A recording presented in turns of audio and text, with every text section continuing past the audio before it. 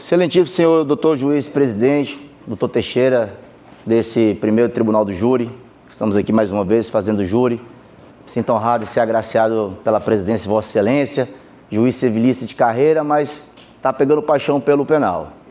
Faz 4 júris que eu escuto de Vossa Excelência. Vossa Excelência diz que é juiz civilista, mas Vossa Excelência já é juiz criminalista, juiz do penal. Bem-vindo, muito obrigado, Excelência. Excelentíssimo doutor, senhor promotor, doutor Walter, é uma honra mais uma vez fazer júri com Vossa Excelência, promotor técnico, aguerrido, futuro procurador, assim como o doutor Renan, já prevejo Vossa Excelência na Procuradoria, no 2º grau, nos atendendo e nos abrilhantando lá. Aos nossos colegas serventuários aqui da primeira vara do júri, grande oficial, tem minha admiração, meu apreço, estamos aqui sempre juntos, ao nosso técnico ali também, minha admiração, meu apreço, policial penal, policial militar que está aqui, uma boa tarde, a Vossas Excelências, aos jurados que hoje são detentores da causa. E hoje, mais do que nunca, eu vou ter que trazer aqui para Vossa Excelência toda uma questão didática da tese defensiva, porque é complexo você trazer essa questão, esse embate entre o dolo eventual e a culpa consciente, o homicídio qualificado por dolo eventual e a situação em que uma pessoa morre por uma culpa, né? Porque a culpa existe.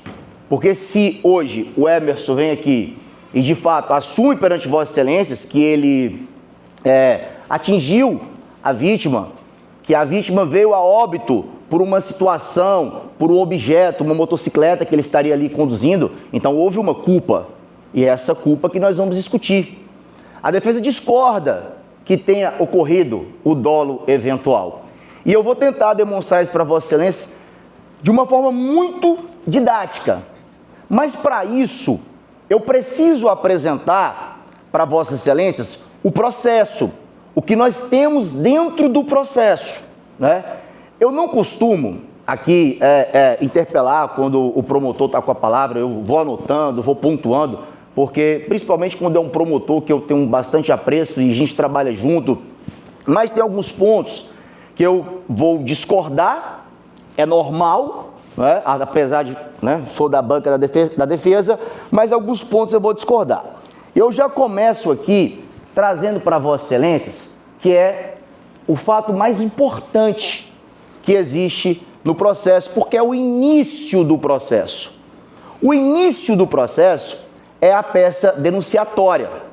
É nesse momento que o promotor de justiça vai fazer a exposição dos fatos, vai fazer a individualização das condutas, a qualificação do acusado, e fazendo uma análise da denúncia, eu verifico esse ponto aqui da denúncia, onde o brilhante promotor de justiça, hoje procurador, doutor Renan, ele traz a seguinte situação: dolo eventual fica caracterizado pela junção da embriaguez do condutor com a direção perigosa praticada por este, sendo certo que o réu assumiu riscos de praticar o resultado, cabendo ainda salientar que o denunciado conduzia a motocicleta.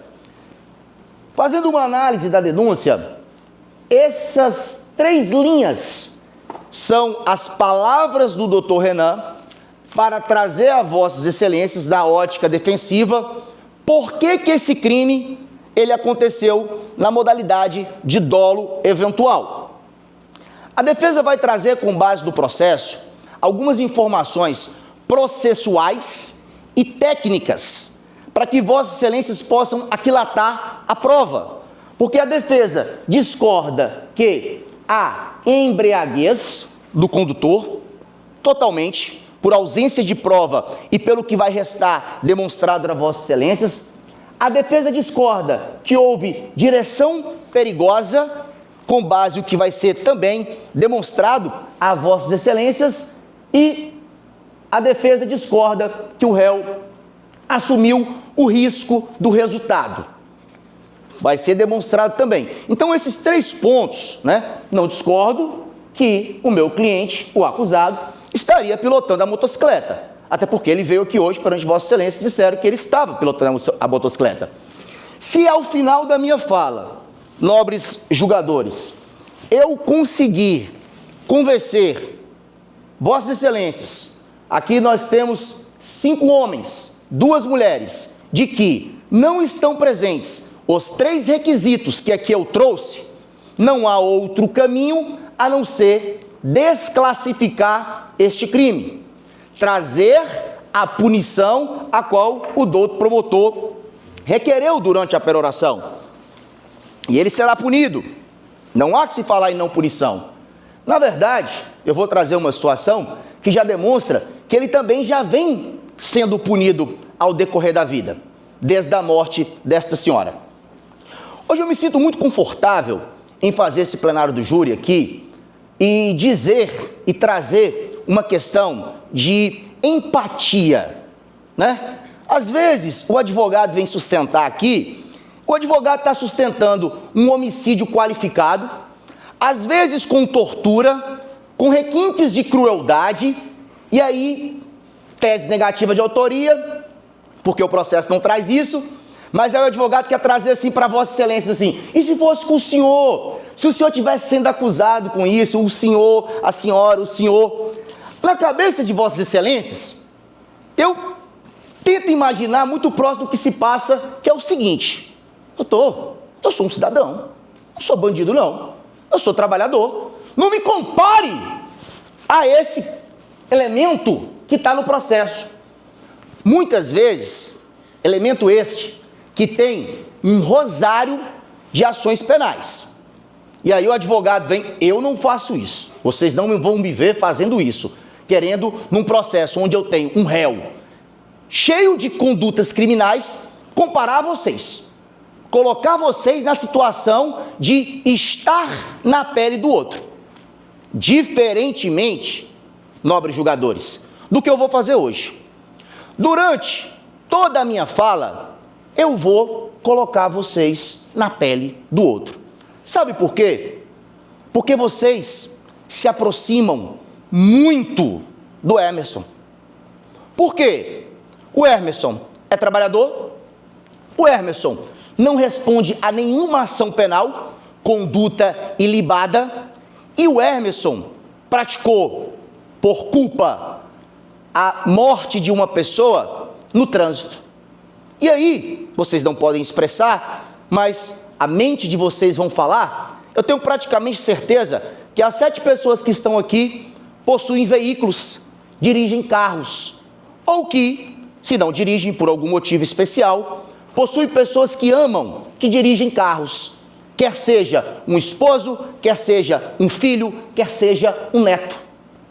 E eu posso comparar isso, porque os crimes de trânsito acontecem diariamente em todos os lugares. E eu vou trazer Vossas Excelências essa situação, porque eu vou demonstrar para Vossas Excelências que o processo não traz os 3 elementos que eu falei. Não traz a embriaguez, não traz a direção perigosa. E o processo vai trazer essas informações. E eu digo mais, qualquer um de nós, eu, o senhor,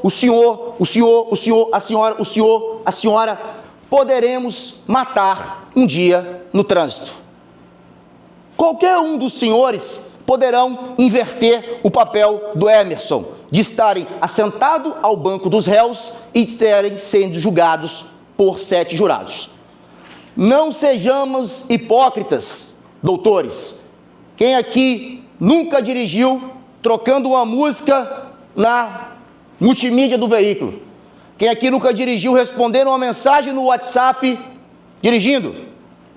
E se passa uma bicicleta e Vossas Excelências matam, e um membro do Ministério Público entende que vocês cometeram esse homicídio por dolo eventual, aqui Vossas Excelências estarão, como o Emerson está hoje. Mas sem mais delongas, vamos trazer as provas, doutor. Nos convença que o Emerson não estava embriagado, nos convença que ele não praticou direção perigosa, nos convençam da tese que ele não assumiu o resultado. E aí vamos ao processo. O processo, Excelências, nobres julgadores, ele inicia com a portaria. A portaria é um procedimento instaurado pelo delegado de polícia quando não há o APF, o auto de prisão em flagrante. A portaria ela pode ser instaurada mesmo com a presença do suposto acusado ou sem o acusado. E olha só que interessante, excelências.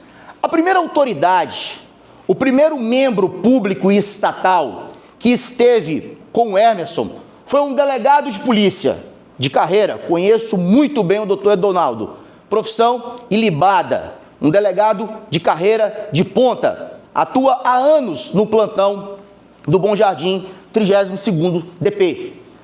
E eu pergunto a vossas excelências, um delegado com tanta experiência, com tanta expertise, que foi o delegado que teve acesso ao caso em 2016, há 9 anos, este delegado não teria o tirocínio policial de avaliar naquele dia, com base de uma notícia que chegava a ele, se o Hemerson estaria embriagado ou não? Este delegado não teria a capacidade de dizer se ele estaria ou não pilotando uma motocicleta em alta velocidade? Ou que teria a intenção de matar a vítima? Pois é, o delegado entendeu que não. E esse foi o primeiro ente estatal que teve contato com a prova. E o que ele diz, já na portaria, referente a acidente de trânsito. A palavra acidente, ela nasce com este processo. O delegado, primeira pessoa que esteve lá, com tirocínio policial, entendeu ser um acidente. Não nos comparemos a uma pessoa inteligente, concursada, que teve o primeiro contato com crime. Os promotores de justiça que passaram por esse caso, excelentes, ótimos. Os juízes, ótimos. Mas o delegado esteve com um contato. Excelências, sabe qual o momento que um ente querido, um familiar, mais fala? É no momento da dor. É no momento em que o sofrimento está ali na bateria de 100%. As pessoas que estiveram na delegacia, a filha dessa senhora, a sobrinha dessa senhora, não disseram, não trouxeram elementos aos autos que o Hermes estaria embriagado, que ele estaria pilotando a moto em alta velocidade, que ele estaria colocando a vida das pessoas em risco. Doutor, por que o senhor afirma que não trouxeram isso? Porque se tivessem trago, nobres julgadores, a história teria sido diferente. O Hemerson teria sido preso em flagrante pela prática ou de homicídio ou de lesão corporal de natureza grave. Porque o promotor pode dizer, não, doutor, calma, doutor, ela não morreu na mesma hora, ela foi socorrida. Eu sei, doutor, realmente, ela foi socorrida. Por isso que o delegado não podia fazer o APF, a prisão, por homicídio, porque ela ainda foi socorrida com vida e foi para o hospital. Mas poderia ter feito por lesão corporal grave, gravíssima. Poderia ter feito por embriaguez ao volante. O delegado, nobres julgadores, poderia, pelo menos, se tivesse a sombra de dúvida na cabeça dele, expedido laudo para o ML para a realização do exame de etilometria, etilômetro, enfim, se eu estiver falando a palavra correta, me desculpem. Mas não foi feito, nobres julgadores. Então vamos começar já desde o primeiro momento, colocar a responsabilidade do ente estatal? Porque se a gente for colocar a responsabilidade do ente estatal, a gente está falando também da composição da polícia militar, que esteve no local de crime, trazido pelo MP, já que fala que esse rapaz matou essa mulher, tinha o ânimos necande, a vontade de matar, porque é isso que o doutor sustenta desta mulher. E o que aconteceu com essas pessoas? Onde é que estava o Estado nesse momento? Os policiais militares, que não depuseram no processo. O delegado de polícia, que não indiciou, que fez uma composição na delegacia com a família da vítima. O que houve? vocês começam a raciocinar isso, a ir no passado, a fazerem uma viagem no tempo, para poderem construir o que Vossas Excelências irão julgar. E aí o delegado fala, considerando que tal prática constitui em tese crime previsto no artigo 302 do Código de Trânsito Brasileiro, homicídio culposo praticado na direção do veículo automotor. A tese que essa defesa irá sustentar para Vossas Excelências hoje é a tese que um delegado de polícia de carreira entendeu desde o primeiro momento do crime. Homicídio culposo em posse de veículo automotor. E é o que aconteceu, nobres julgadores. Excelências, como eu falei para Vossas Excelências, 25, Natal, triste. A morte desta mulher, ela foi triste. Na noite de Natal, esta mulher faleceu. Na ceia de Natal, esta mulher faleceu. Para qualquer ser humano, os indignos que no ano de 2025 foram julgados por Vossas Excelências, que não possuem coração, que não dão amor aos seus familiares, isso nada seria.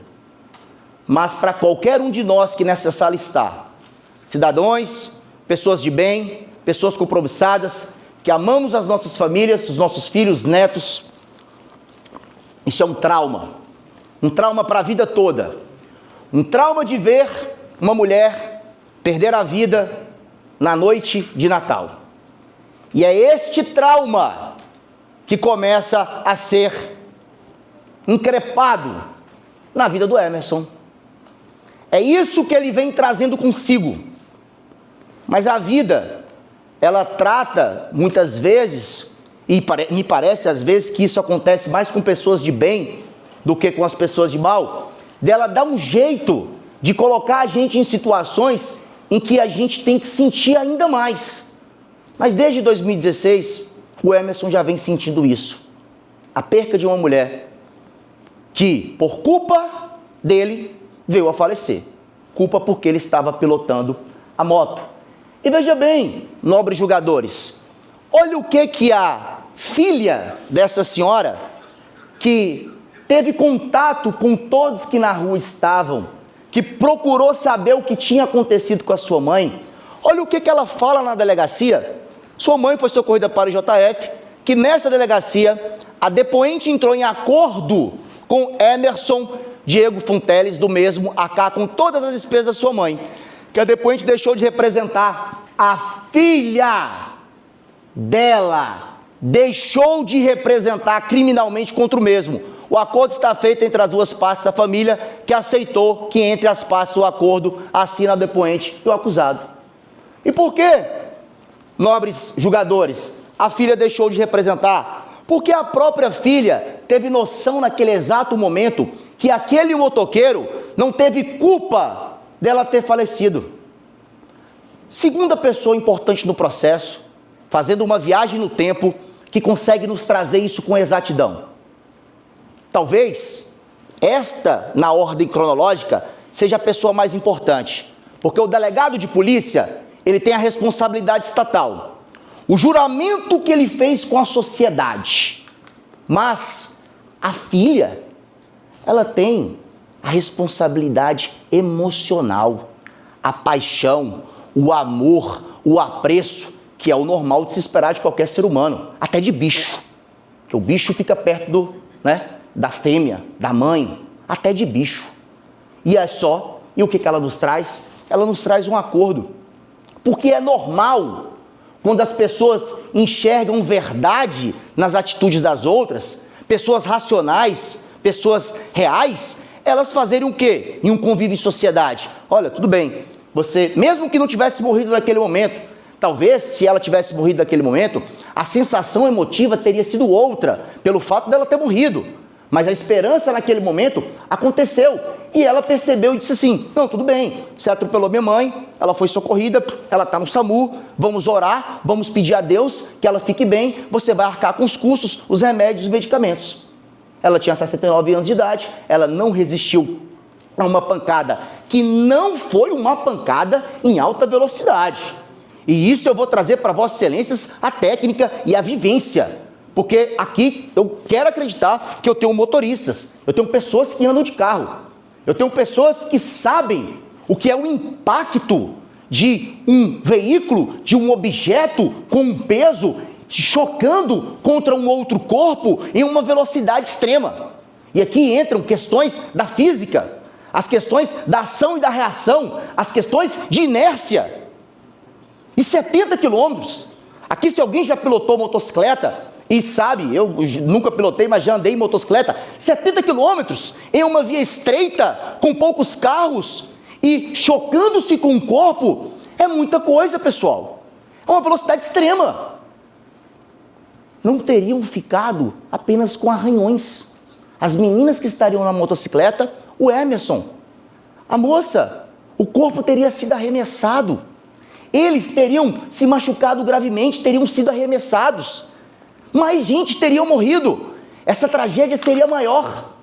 A 70 km por hora.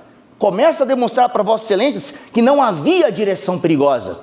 O que havia era uma moto transitando em uma via estreita, com carros de um lado, e que uma senhora saindo da sua residência para ir deixar um prato de comida do outro lado da rua. O processo traz que ela estava até deitada já dormindo e foi deixar esse prato de comida, não olhou para o lado quando uma motocicleta vinha, não em alta velocidade, em velocidade normal com a via, e pela a crença de nós seguirmos em uma via que não está ali sinalizada, quer seja por uma lombada, um quebra-mola, um semáforo, a gente vai seguir a velocidade normal da via. Como poderemos prever, nobres julgadores, como o processo vai trazer aqui para Vossas Excelências, que de trás de um carro, sem campo de visão, irá surgir uma pessoa atravessando a rua? Entendem? Entendem porque eu quero trazer para Vossas Excelências que o Emerson não teve culpa? Por este motivo, porque é isso que o processo traz. E se fosse diferente? E se o Emerson tivesse realmente vindo em alta velocidade? A filha saberia. As pessoas diriam, estava tendo movimentos próximo à rua. Próximo à rua, não eram movimentos na rua, tá? Uma coisa que eu vou sustentar aqui para Vossas Excelências hoje também é o decote da qualificadora do perigo comum. Não há perigo comum. O perigo comum é quando o resultado do agente expõe a várias pessoas que estão ao entorno. O perigo comum é um homem que tenta matar outro homem numa festa, num São João, num carnaval, e ele atira a ermo e o projétil de arma de fogo pode pegar em qualquer um. Não é o caso. A rua era estreita, mal tinha espaço para os carros. As pessoas estavam comemorando a sua ceia de Natal dentro de casa ou na varanda de casa. Elas não estavam ao meio da rua.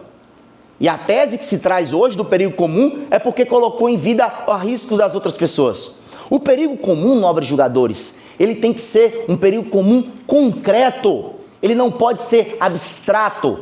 Tem que ser algo fatível, palpável. E outro ponto também, e aqui eu trago matéria jurisprudencial.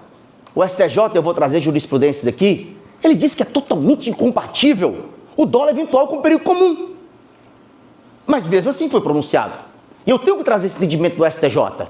Por mais que Vossas Excelências são tidos como juízes leigos, podem decidir o processo com a livre convicção de vocês, mas Vossas Excelências estão num ambiente do judiciário. Vossas Excelências têm que ter que ter um contato com a prova e tem que ter contato também com a doutrina, com a legislação, com a lei. Não é simplesmente com os fatos. E para isso é que servem as decisões que aqui nós iremos apresentar. Assim como o Dr. Walter também apresentou decisões. Trouxe aqui entendimentos jurisprudenciais. Eu também trago entendimentos jurisprudenciais recentes em relação à matéria, como a matéria é julgada. Dando continuidade aqui à apresentação para a prova de Vossas Excelências, e aqui apresentei o outro motivo de que não houve os três requisitos que o promotor pede para o dolo eventual. A gente vai começar a descortinar isso. Depoimento dela na instrução. Eu vou trazer o depoimento em delegacia e vou trazer o depoimento em instrução para vossas excelências entenderem. Juliana, senta ali no computador, por favor, e você dá só um play. Não, aí você passou. Você tem que clicar com o mouse. Ó. Olha aí. Acerca de como essa moto circular, também falaram se a velocidade é incompatível com o local. Ele consta que era uma rua estreita, aí tinha uns carros estacionados. Como era essa rua? Aumenta só um pouquinho. Falaram a respeito da velocidade que essa moto circular. A rua é estreita e tinha carro tanto do lado como do outro. Os dois lados tinha carro. Estava lotada de carro. Ela foi tentar passar para ir na vizinha dela, amiga dela. Aí o rapaz atropelou ela. Ouvi dizer que estava em alta velocidade, só o que eu ouvi. Não vi, não presenciei, não posso dizer se é verdade ou não. Olha só, uma rua estreita, com carros de um lado e de outro.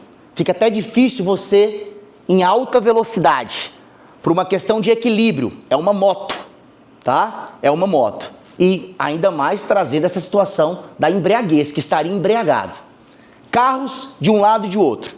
Não há pessoas ao entorno. Campo visual afetado. Motocicleta não vê a pessoa saindo. Ouvir dizer, não presenciou. Claro, quando acontece uma fatalidade, as pessoas vão querer imputar aquele que cometeu a fatalidade todo o tipo de ruindade e crueldade possível para poder justificar a dor de ter perdido o seu próximo. Poderia acontecer com qualquer um que está nessa sala, se nós um dia viéssemos a atropelar a alguém. Iriam dizer todo tipo de situação. Os senhores que poderiam estar saindo do trabalho, em plena quarta-feira, iriam dizer que estariam embriagados. Não, ele estava embriagado. Sem prova, sem laudo, sem exame, sem ter a expertise sobre os fatos. Qualquer um poderia dizer isso. Mas o delegado, que tem expertise, não disse. Os policiais militares que têm vivência, não disse. Por quê? Porque estes não estão apaixonados pelo fato do que aconteceu. A estes, o emocional, em tese, é indiferente. Aos policiais e aos delegados, o que vale é o racional. E eles vão ser corretos. E é assim que se espera de qualquer membro que compõe a justiça. Do douto magistrado, do douto promotor, da defesa técnica, da defensoria pública, delegados, policiais. Imparcialidade. Trabalhe-se com imparcialidade. Porque no nosso campo jurídico, a gente tem que ser imparcial sempre. Porque a gente tem que analisar o quê? As provas. A gente tem que analisar o quê? O que diz a lei, o que diz a matéria. Perceberam? Vossas Excelências conseguiram perceber que a filha, o rapaz que atropelou a minha mãe, eu não vi, a casa estava lotada, ela fez um acordo. Olha como essa moça vem ao processo, sem indignação, sem raiva. Ela perdeu a mãe, tá? Ela perdeu a mãe, Excelências. Ela perdeu a mãe. Por quê? Ela não tem certeza. Esta mulher não tem certeza se o Emerson matou a sua mãe com dolo, com vontade de matar. Eles nem se conheciam. Ele não assumiu esse risco. Não é dolo eventual. Dando continuidade, nobres julgadores, nós temos ao processo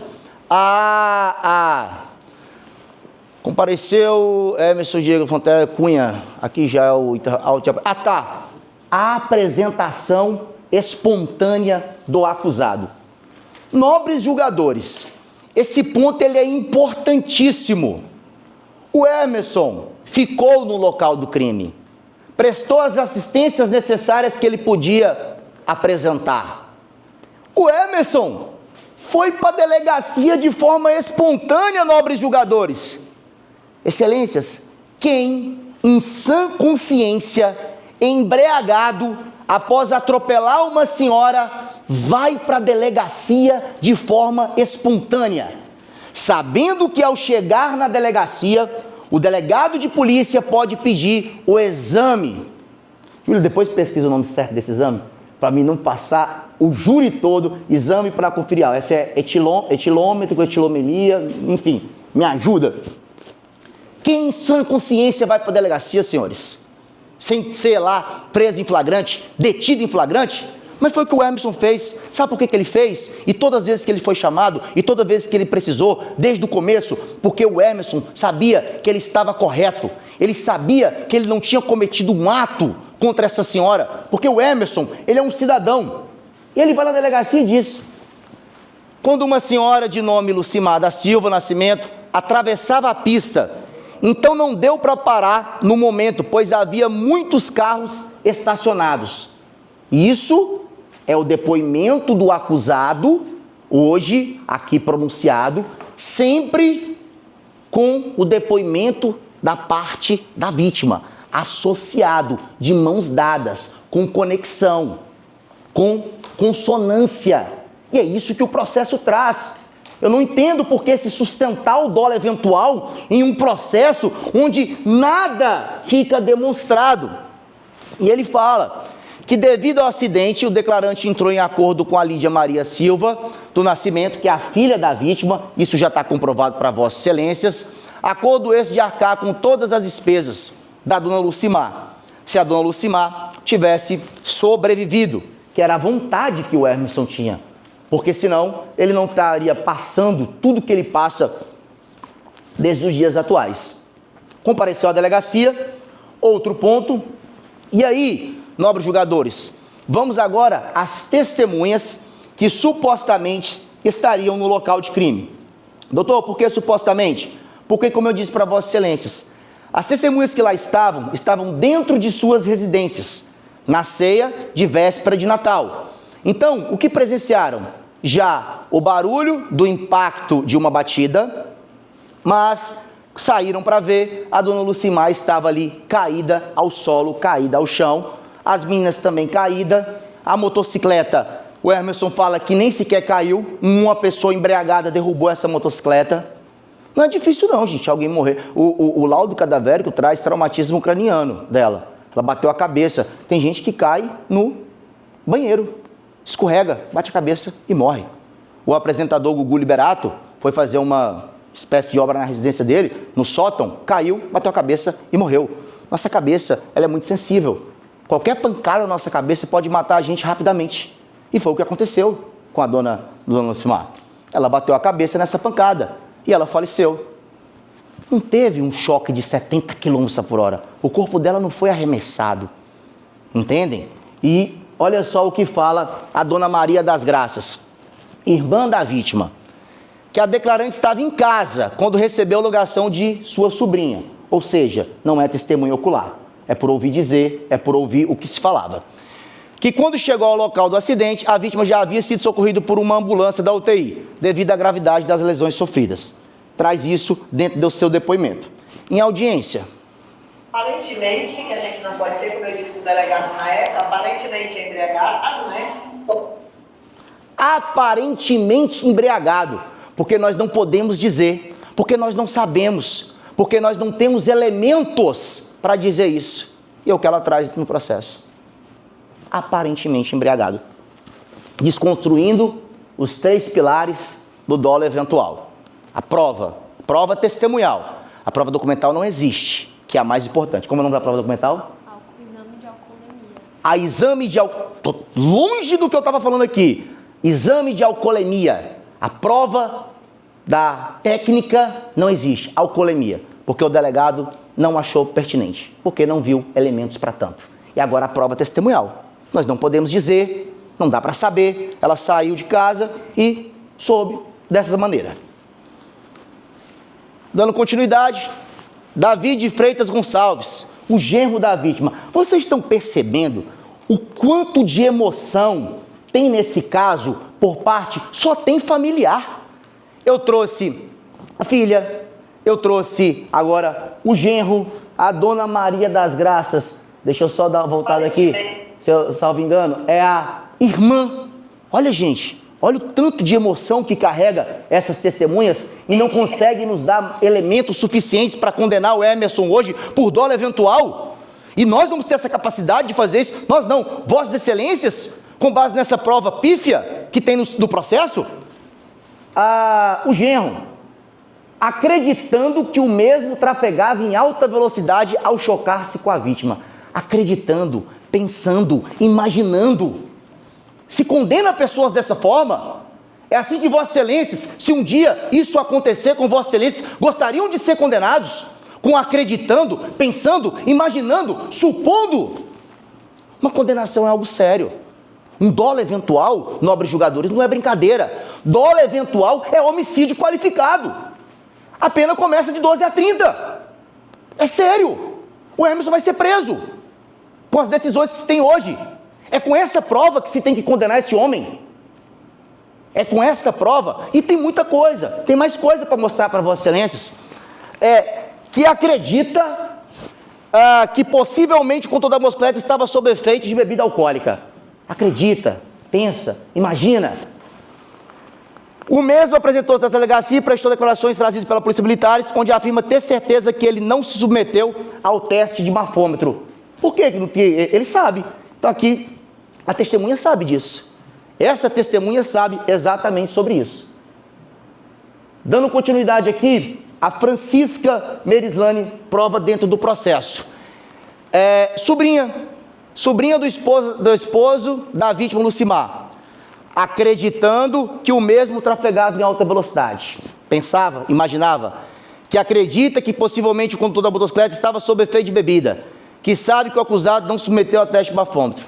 Outra testemunha, que pensa, que imagina, que não tem como aquilatar a prova. Aqui, nessas três que eu passei em sequência, a gente destrincha os dois pilares: trafegar em alta velocidade, estar embriagado e assumir o risco. Porque a única forma, os três, a única forma de assumir esse risco é estando embriagado e estando pilotando a moto em alta velocidade. O doutor disse que não vem a réplica, mas eu quero uma prova em conteste, uma prova cabal, uma prova verídica, uma prova que não faz curva, que não arreda, que possa me garantir que os três pilares postos na denúncia do doutor Renan, eles estão provados dentro do processo. Porque, pelo meu conhecimento, o que se impera neste país é o artigo 5º, o indúbio pro réu. Na dúvida, absolve-se um réu. Porque é muito pesado condenar uma pessoa inocente, jogar no cárcere um inocente, uma pessoa de boa conduta, de reputação ilibada, uma pessoa que faz o bem. É muito pesado, doutores. Vocês não têm noção o quanto é ruim você ser 1 hora preso, 2 horas detido por não ter feito. Nesse país, morre-se muitas pessoas em acidentes de trânsito, por conta do volume de carros que tem, por conta do volume de pessoas que tem.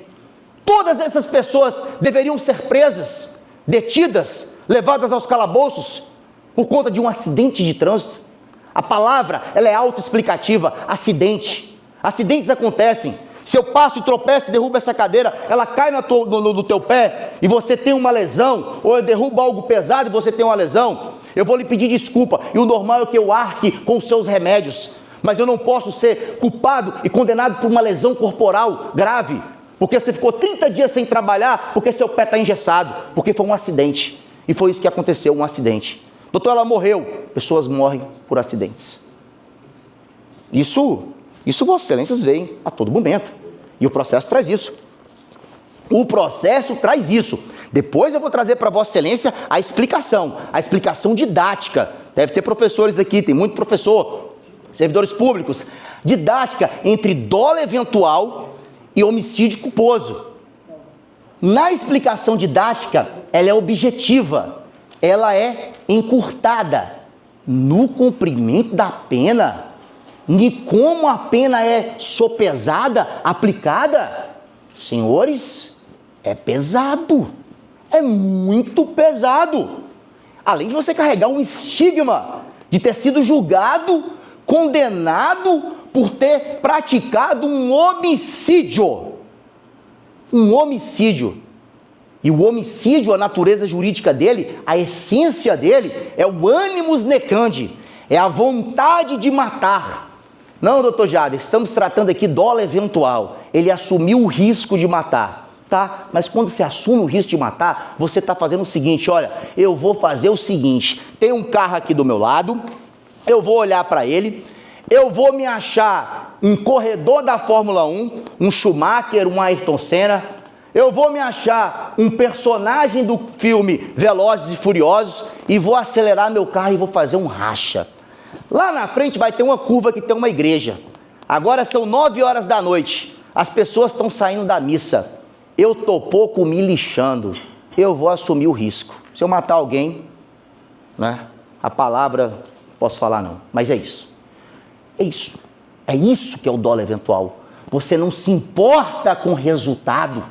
Você não dá a mínima para o resultado.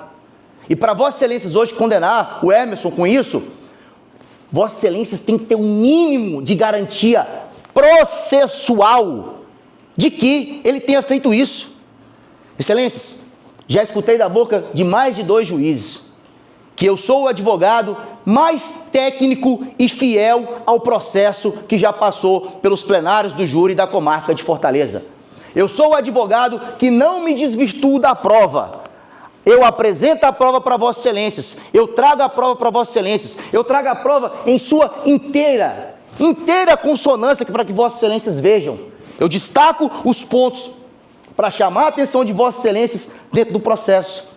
Mas eu estou trazendo para Vossas Excelências a prova, para Vossas Excelências poderem aquilatar tal prova. Dando continuidade. Tá. Aqui nós terminamos. Essa testemunha, Francisca Merislane. Ela fala na audiência. Aparentava estar embriagado, vocês chegou a acordar, ver o réu na hora lá? Eu não tenho como dizer se ele estava alcoolizado ou se ele não estava.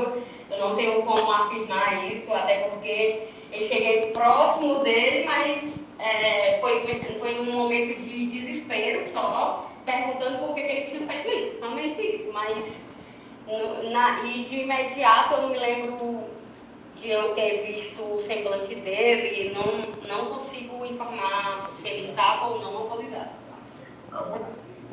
Você tem, doutor? Você tem? Você tem, excelência. Doutor, o senhor tem? Doutor, aqui de trás de camisa azul. Você tem como? Doutor, o senhor tem? Doutora, a senhora tem? Doutora, a senhora tem? Doutora, ela estava lá, no local do crime. Chegou bem pertinho dele. Chegou assim, ó, bem pertinho. Por que tu fez isso? Não era normal que ela trouxesse aqui, não? Um cheiro de pinga, um cheiro de cachaça, cerveja, de uísque, de vodka? Não era normal, não? Dizer que ele estava com um semblante cansado, um cara de embriagado. Não era, não? Vocês escutaram o que ela falou? Ela estava lá. Eu não estava, não. Nem o senhor, nem a senhora. A senhora não estava lá também, não. Ninguém estava lá. Mas o promotor disse que ele estava embriagado. O promotor disse que ele pilotou a moto, que ele estava embriagado. Que ele estava levando 2 pessoas. Detalhe, não quis interromper o promotor. Não poderia ter feito isso. Ele disse que o risco foi de carregar 2 pessoas. O Ministério Público tem que ser adstrito à denúncia. O doutor Renan não colocou isso na denúncia, não. O doutor Renan colocou na denúncia que ele estava embriagado, em alta velocidade, e assumiu o risco. Eu mostrei para Vossa Excelência, eu mostrei a prova. Eu não quis interpelar, nem criar aqui, Excelência, conste na ata que o doutor está inovando em plenário. Não tem para que essas coisas. Tem coisas que não tem. É só eu vir aqui explicar para Vossa Excelência. A gente já está em novembro, praticamente. Vossa Excelência estão aqui desde janeiro. Sabe que o Ministério Público não pode inovar. Mas ele trouxe esse argumento. Mas eu estou trazendo aqui para Vossa Excelência, e agora reafirmando, que Vossa Excelências tem que ser adstrito aos termos da denúncia. E a denúncia diz isso. Excelências, esse para mim é o melhor depoimento para a gente acabar de vez com a história da bebida, doutores. Ela esteve do lado do cara na hora do crime. E ela disse. E não sentiu nada. E não percebeu nada. Vocês estão entendendo? A prova vai sendo desconstruída. A prova vai sendo descortinada. Vossa Excelência quiserem acatar a tese do Ministério Público por dolo eventual, tudo bem. Vossa Excelências podem. Mas eu quero saber se na consciência de Vossas Excelências, aonde ficou demonstrado isso. Porque eu estudei esse processo, eu me debrucei... Júlia, dá um café para mim? Eu me debrucei nesse processo. Eu vi todas as mídias, eu vi tudo. E não tem, doutores, não tem a embriaguez, não tem a velocidade, não tem o perigo comum, não tem, doutores. Dando continuidade, Excelência, a Daiane é amiga da vítima, que acredita que possivelmente o condutor da motocicleta estava sob efeito de bebida alcoólica, que o acusado desenvolveu uma velocidade de 70 a 80 quilômetros por hora na hora da batida. Doutores, pelo amor de Deus, uma via estreita, carros de um lado, carros de outro. 70 quilômetros em uma motocicleta. Aqui eu falo para quem pilota motocicleta, quem já pilotou, quem já andou numa motocicleta. 70 quilômetros é velocidade demais. Mas a moça, acredita, ela poderia falar 150, mas ele via 150 km por hora. E tá aí. O papel aguenta tudo. O papel aguenta tudo. E é por isso que nós temos aqui o Tribunal do Júri. É por esse motivo que o Constituinte traz para o plenário do júri o princípio da oralidade, o princípio da expressão, o princípio de demonstrar para Vossas Excelências como a coisa acontece. Porque o papel ele é frio e você coloca o que quer nele. Os Estados Unidos, um país desenvolvido, um país sério, não há julgamento. Julgamento, Excelência, só com papel não. Lá sustentações orais como essa, defesas como essa, de um lado o Ministério Público, de um lado a defesa, e os jurados, é para todo tipo de crime. Porque o papel é frio. O papel é frio, doutores. E aí, a frieza do papel está aqui. A frieza do papel está em você denunciar sem elementos, passar toda a prova e, ao final, fazer memoriais sem elementos. É você contra-razoar um recurso em sentido estrito sem elementos. É você fazer todos os recursos e chegar ao final, sustentar sem elementos. E, da mesma forma, é julgar tudo isso que eu estou falando sem elementos. Só que no Tribunal do Júri é diferente. No Tribunal do Júri, quando traz Vossas Excelências, os juízes leigos, a população, a comunidade, a sociedade, o que o Constituinte espera? Espera empatia social. Espera que Vossas Excelências possam se pôr no lugar do réu. Esperam que Vossas Excelências possam imaginar que isso fosse com vocês. Mas eu entendo, Vossas Excelências. Vossas Excelências estão vivendo, eu também, eu me coloco aqui, numa sociedade que está em câncer por conta da criminalidade. Eu entendo quando vem um camarada aqui para ser julgado, mas ele tem ficha criminal, e o Ministério Público se debruça em cima da ficha, e o processo às vezes não tem nada, doutores, mas vocês condenam, porque vocês imaginam que aquela pessoa de fato cometeu aquele crime. Eu nunca vou esquecer do júri que fiz do macaco na terceira vara do júri em maio desse ano. Comigo. Foi com o senhor, e que só tinha uma testemunha protegida, ocular, e a prova era o seguinte, doutor: tudo que acontece na área do Gererê tem ordem do macaco, o macaco fica sabendo. E o macaco foi condenado. E o macaco falou para mim lá fora, doutor, eu não matei, eu não fiz isso, mas agora eu vou puxar minha cadeia e quando eu sair, aí eu vou matar de verdade. Eu tenho outra concepção sobre isso, tá? Quando eu lido com criminoso. Eu lido muito com criminoso, viu? Então estou sendo muito... Isso daquele júri, doutor, que o macaco ele não tinha a intenção de matar aquelas crianças. Pois é, foi a morte do coisa. E ela disse das crianças. Só que sabe o que eu penso? Eu vou dizer o que eu penso. Eu estou gravando isso aqui, mas depois eu vou fazer a edição, eu vou cortar, só tá a gente aqui nessa sala. Eu penso, estou sendo muito sincero e honesto com vocês, viu, doutor? Que quando o cara é julgado e condenado por algo que ele não fez, ele está sendo julgado pelos que não descobriram o que ele fez. Porque quando o cara é homicida, ele é bandido, ele mata muita gente sem descobrir. Porque o Estado não pode estar em todo lugar. E Deus é justo, Deus é bom. E aí o que faz? Quantas pessoas o macaco já matou? Quantas pessoas o macaco já mandou matar? Porque o macaco não é santo. Estou só a ficha dele aqui, um rosário. Quantas? Aí o que acontece? Pesou a mão nele lá em morte de criança. Meninos de 12 e 14 anos. Acho que foi 3. Pegou uma pena lá em cima. Tem pena? Não tem pena nada. Eu não tenho pena. Eu deito minha cabeça no travesseiro tranquilo. Quando eu sei que o cara é bandido, criminoso, durmo tranquilo. Sabe por quê? O que eu tenho que fazer aqui, o que eu tenho que entregar, é o cara ter a sensação de ter sido defendido, quando o cara é bandido. Não fui defendido, foi o jurado que, aí a responsabilidade de vocês. Porque vocês estão protegidos. Vocês são protegidos pela imagem, vocês são protegidos pelo sigilo, os caras não vão gravar a cara, vocês são protegidos pelo voto secreto, que quando chegar a 4 interrompe. Então isso é proteção. O cara não sabe quem te julgou ele. Chegar a 4 interrompe. Eu não. Eu tenho que fazer meu trabalho, eu tenho que defender, eu sou pago para isso, então eu não sou hipócrita. Mas quer saber que quando eu vou para casa injuriado, triste, é quando eu vejo um inocente ser condenado. E inocente mesmo, de verdade. Por exemplo, o Emerson, para mim é um inocente. Pelo que tem no processo, pela ficha, pelos antecedentes, pela conduta. A conduta é importante. A conduta ao decorrer do tempo. Tudo isso para mim serve para aquilatar a prova. É o que eu penso, né? Essa é a visão, é a ótica defensiva. Eu tenho só que expressar para Vossa Excelência, respeitando também a ótica do Ministério Público. Dando continuidade, ela disse na instrução. Júlia, dá um pause aí, um play. Eu dizer, a senhora disse que não teve contato com ele, mas pelo menos eu ouviu dizer para alguém que alguém tivesse tido contato com ele, se ele estava apresentando sinais de embriaguez? Eu não sei. Não sei dizer. Se ele está embriagado ou não. Quem que sabe? O menino você viu ainda no chão. Ela chegou a ver a célula arranhada? Ela está arranhada. Arranhada. Ela está com mal de pele. Tá certo. Ela não tem nada grave comigo dos três. Só que, pra você ter ideia, a rua está cheia de carros estacionados. De um lado e do outro, Natal. A rua estava cheia de criança. Carros na rua, carros chapando do outro. Estava só um corredorzinho fino. Tá entendendo? Testemunha, estava lá. Não pode dizer que ele estava embriagado. Corredorzinho fino. A senhora passou, não como ver, não estava em alta velocidade. Os três saíram sem lesões graves, arranhados. Em alta velocidade, era o mínimo que as garotas também tivessem ido para o hospital. Era para estar aqui. Tivessem até morrido, né? Estavam sem capacete, né?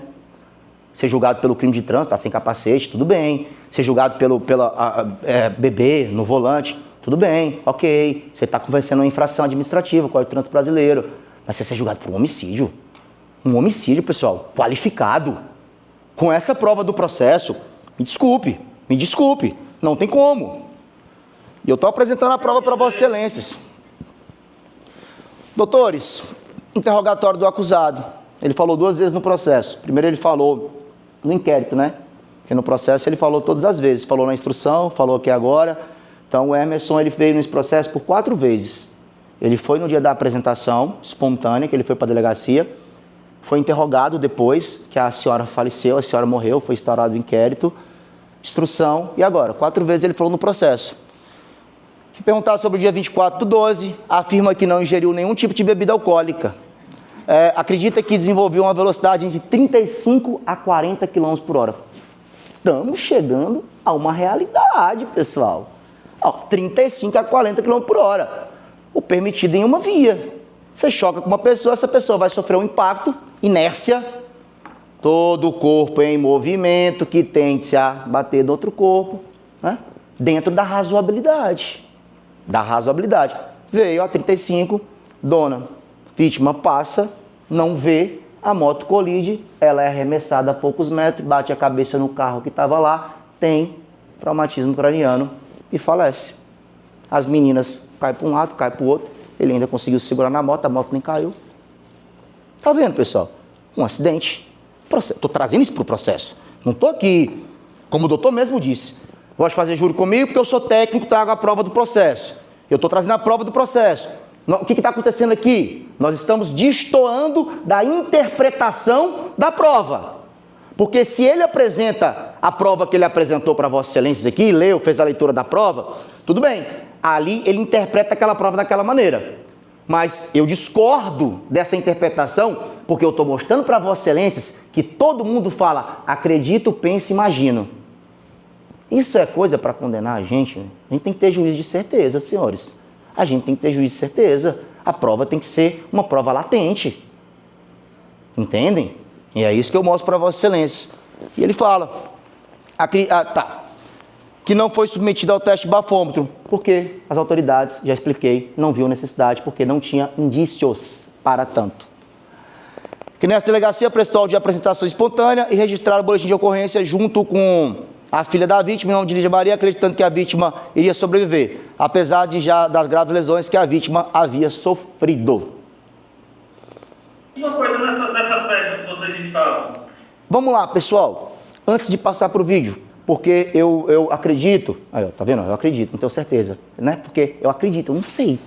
Eu não sei de verdade. Mas, né, Júlia? Júlia, o depoimento das meninas em delegacia houve, elas não falaram, né? Tá, perfeito. Então agora eu tenho certeza que a Júlia também estudou o processo. Elas não falaram na delegacia.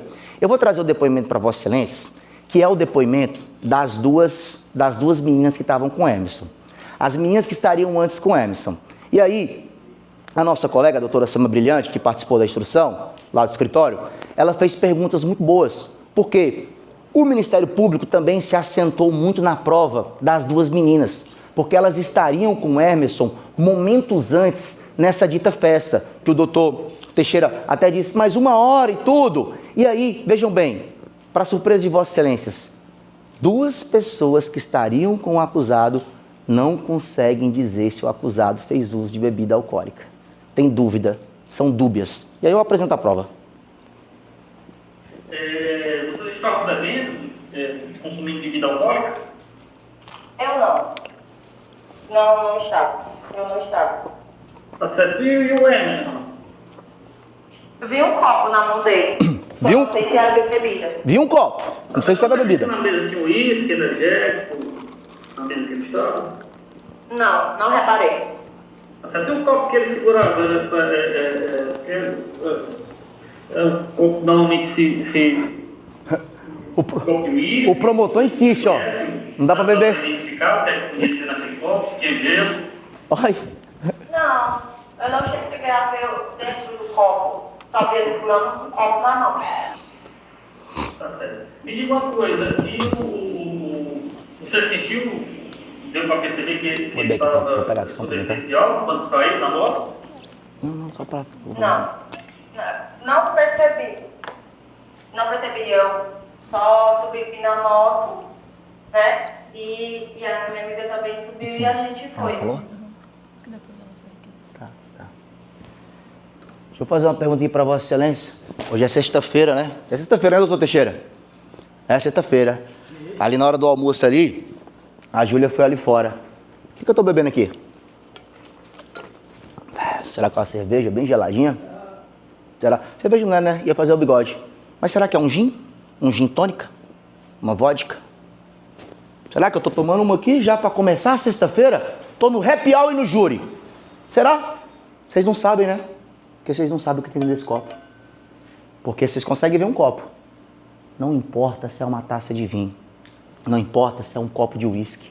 Não importa, doutor, se é aquele copinho de cachaça, sapupara e pioca bom com torresmo, eu gosto. Não importa, doutor, se é um vidro de chopp. Não importa, doutora, se eu tô tomando uma vodka. Não importa o que tem aqui dentro. Isso aqui é só líquido. E foi isso que a testemunha falou. Ela não sabia o que ele estava bebendo. Entendem? Tem um trecho que ela fala que acha que ele estava bebendo. Porque aí depois ela acha, depois ela não sabe. Depois eu não vi, eu só vi um copo. Eu não sei o que tinha na mesa. Eu não bebo bebida alcoólica, eu não gosto de beber. A minha esposa gosta. Quando a gente sai, ela compra os combos de gin. Aí ela bota lá na mesa o gin, aí bota os Red Bull. Aí eu não quero parecer careta. Aí eu faço um copo, encho de gelo e passo a noite tomando Red Bull. De uma coisa eu falo para Vossa Excelência, de cirrose eu não morro, mas qualquer dia eu morro de ataque do coração. Porque pensa no cabo para passar a noite tomando Red Bull sou eu. Noite todinha. Aí o pessoal olha para mim e fala assim, ei Jade, tu não fica bebo não, é? Eu digo, mas que eu já tô tonto já. Tô bem não, tô tonto. Não bebo, não gosto de bebida alcoólica. Vocês estão vendo? A prova não traz certeza. A prova não traz certeza. A outra? O promotor que viu que ele estava ingerindo bebida alcoólica, né? A senhora viu ele tomando alguma bebida ou a senhora viu apenas com um copo na mão? Sim, estava lá tomando, estava com copo, estava bebendo. A senhora lembra qual era o tipo de bebida que ele bebia? Tinha cerveja, uísque, não lembro o que ele estava bebendo exatamente, mas na mesa tinha vários tipos. Então, na festa tinha vários tipos de bebida, mas a senhora pode afirmar que a senhora viu o Everson bebendo, ingerindo bebida alcoólica? Eu vi ele com copo na mão, então acredito que ele estava bebendo. Tá, mas aqui é um processo penal, ele está sendo acusado de crime, então eu precisava que a senhora dissesse que a senhora tem certeza. Então a senhora não tem certeza que ele estava ingerindo bebida alcoólica, mas a senhora sabe que ele estava segurando um copo. Sim. Tá. Aí, para eu entender, então, como assim, na garupa, vocês chegaram a passar por algum quebra-mola? Não, aqui não tinha, nessa rua, na mesma rua que eu moro, o acidente foi nessa mesma rua. Não tinha quebra-mola ainda nessa rua. Mas tinha um pouquinho antes dessa rua, um pouco depois de entrar, ou não havia de jeito nenhum? Não tinha, tanto que em frente à casa da senhora que aconteceu o acidente, colocaram após o acidente, porque não tinha. Pois é. As meninas que estavam com ele também não podem dizer que ele estava bebendo. Não sabe, também acredita. A prova é toda assim. Pede-se a condenação por homicídio com essa prova. É assim que é, infelizmente. Infelizmente, eu entendo o posicionamento do Ministério Público como fiscal da lei, como responsável o início da persecução penal. Eu entendo o sentimento de justiça que um promotor tem por ser o advogado do povo, por tentar manter através da fiscalização, colocar as denúncias, enfim. Mas tem muita coisa que eu tenho que discordar. Tem muito processo que não deveria desaguar aqui. Isso é movimentar uma máquina inteira com essa prova, por conta de um entendimento que nem constitucional uma criação jurisprudencial do indúbio pro societá. A primeira fase do júri, que o juiz togado não precisa fundamentar a decisão de pronúncia, de onde tem que se ter os indícios mínimos de autoria. A dúvida, o tribunal do júri. Eu sou um defensor ferrenho em conversar com colegas que tenho, promotores, juízes, delegados, que era para acabar a primeira fase do júri. A primeira fase do júri é um desperdício, é uma perca de tempo. O júri era para ter uma única fase. Era para começar a ter toda a produção da prova e depois submeter para Vossas Excelências, para o povo. Eu concordo que o júri tem que ser julgado pelo um colegiado de 7 jurados, pessoas do povo, porque são crimes que trazem para o próximo uma sensação de pavor, de raiva, de angústia. Nós, pessoas do povo, não nos revoltamos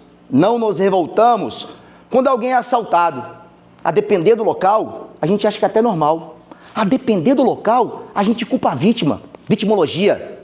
Menino, quem mandou tu andar com o celular lá na Praia do Futuro, no final do ano, cheio de arrastão, a culpa foi sua. A gente faz isso, né? Mas o homicídio não. O homicídio traz repulsa social. E o Constituinte botam vocês, né? Colocam as pessoas para julgar por conta disso. O Estado lava as mãos e colocam para vocês. Assim como Pilatos lavou as mãos e entregou Jesus Cristo para ser crucificado. Assim funciona desde o tempo antigo. E é essa prova que quer condenar o Emerson. O Emerson falou no interrogatório... dá um play, Júlia, deixa eu ver se é ele. O senhor sabe dizer testemunho de conduta. É uma pessoa que tinha o costume de beber e pilotar moto ou dirigir veículos automotores? Não, eu nunca soube notícia dele bebendo. Eu conheci no final de 2019 para o ano 2020, lá na cidade de Umirim, e eu nunca ouvi ingerindo bebida alcoólica de forma alguma. O senhor sabe do senhor Emerson tem conhecimento de ter se envolvido em algum outro acidente na vida dele? Não. O Emerson não bebia, pessoal. O Emerson não fazia uso de bebidas alcoólicas. As pessoas sabem disso.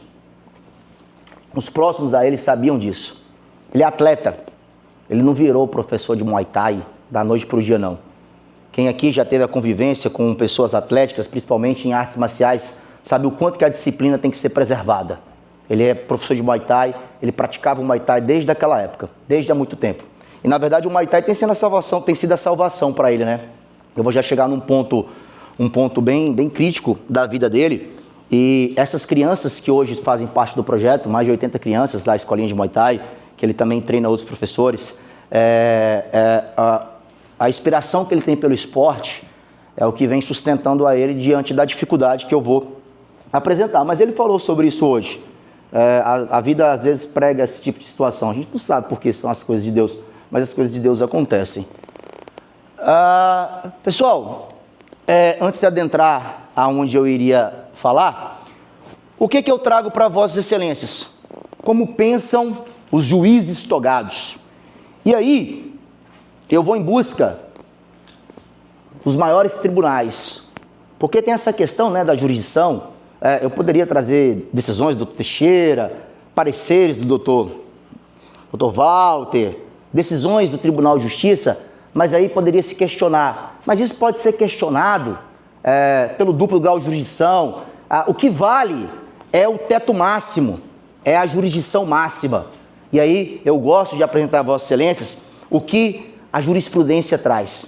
E a jurisprudência é um conjunto de julgamentos, onde se julga tanto um assunto, se fala tanto no assunto, tanto, que ele vira uma jurisprudência. Porque é um entendimento firmado, é um entendimento pacificado. E o entendimento pacificado, nobres julgadores, é o seguinte: agravo regimental no recurso especial. Temos um recurso do ministro Olindo Menezes, do Superior Tribunal de Justiça, e o entendimento hoje do STJ é o seguinte: homicídio na direção de veículo automotor, afastada a competência do tribunal do júri por ausência de dolo, o pleito de pronúncia binômio, embriaguez ao volante e excesso de velocidade, insuficiência para afastar a forma culposa. O legítimo afastamento da competência do tribunal do júri pela corte local forma fundamento à medida que é considerado inexistente dolo eventual.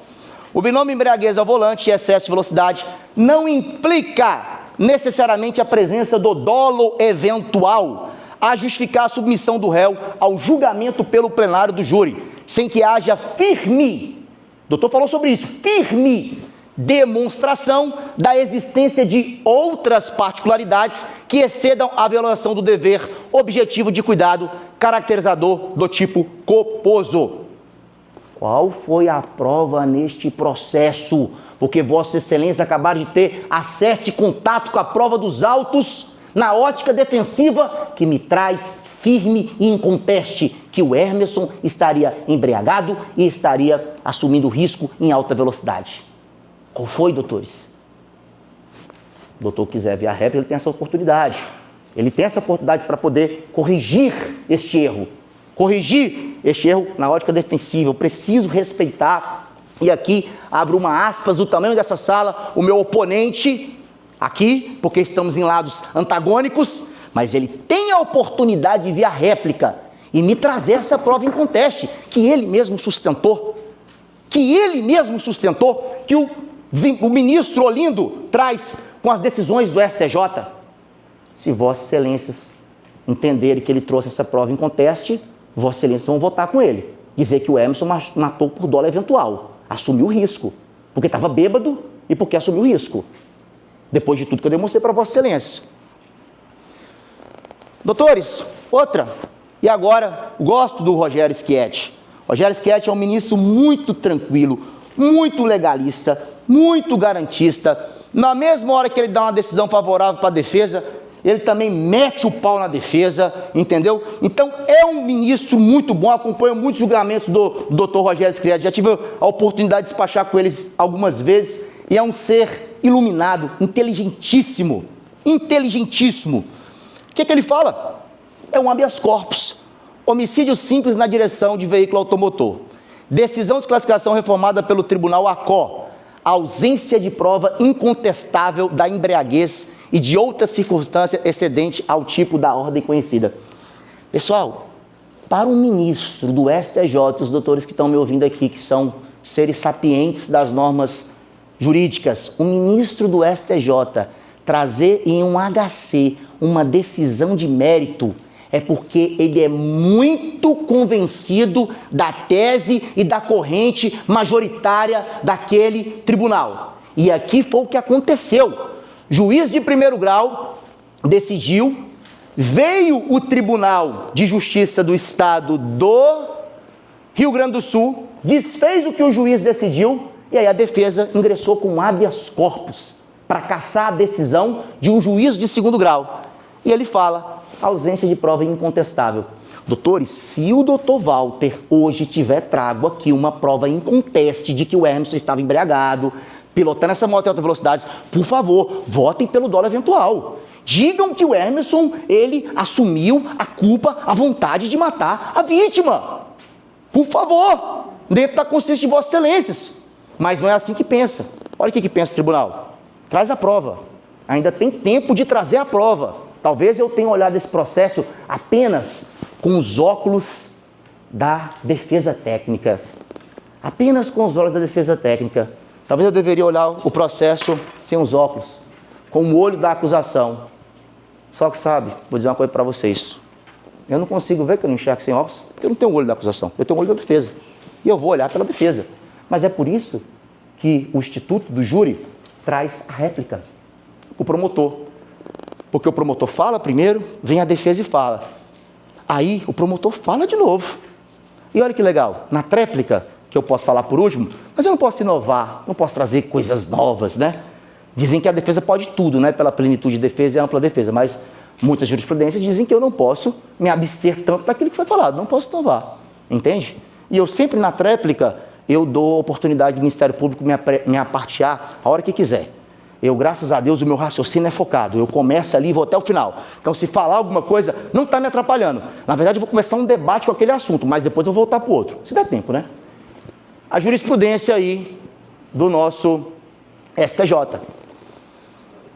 Ai, doutores, para não ficar cansativo, mas aqui é tudo isso, ele traz aqui Nelson Hungria. Eu vou trazer só um grande processualista penal. O que ele fala? É interessante. Para reconhecer o ânimo de matar, é isso que está intrínseco no crime de homicídio. É o animus necandi, ânimo de matar. É o que o Ministério Público quer sustentar através do dolo eventual. Ele quis matar, assumindo o risco. Desde que não é possível pesquisá-lo no foro íntimo do agente, tem-se indeferi-lo os elementos e circunstâncias do fato externo.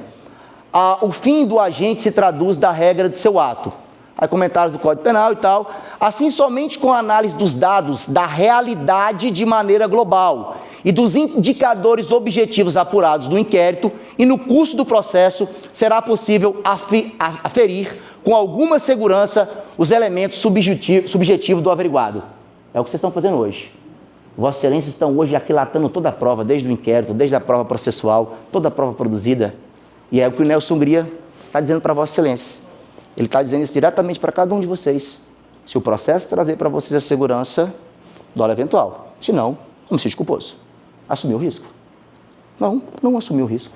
Foi um acidente. É isso que eu penso, é isso que eu estou falando para Vossa Excelência. Estou trazendo aqui. Trouxe a prova, estou trazendo o que entende a matéria jurisprudencial. O dolo eventual versus culpa consciente. Mais explicações especiais do caso prático. Pessoalmente, em crimes praticados na condição de veículos automotores, em que o próprio condutor é uma das pessoas afetadas pelo fato ocorrido, ou alguém que lhe deseje caro como caso. A tendência natural é concluir pela mera ausência do dever de cuidado objetivo, até porque salva exceções.